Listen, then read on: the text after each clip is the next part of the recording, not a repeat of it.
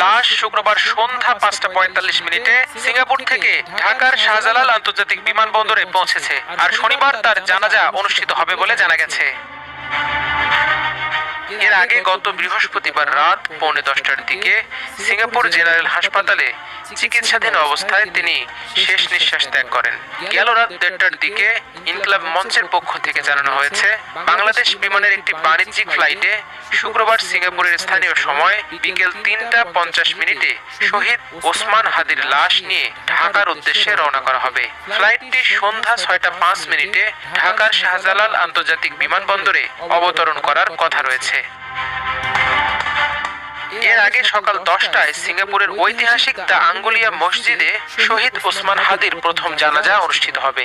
বাংলাদেশে তার দ্বিতীয় জানাজা আগামীকাল শনিবার বাদ জোহর রাজধানীর মানিক মিয়া এভিনিউতে অনুষ্ঠিত হবে। ইনকিলাব মঞ্চের পক্ষ থেকে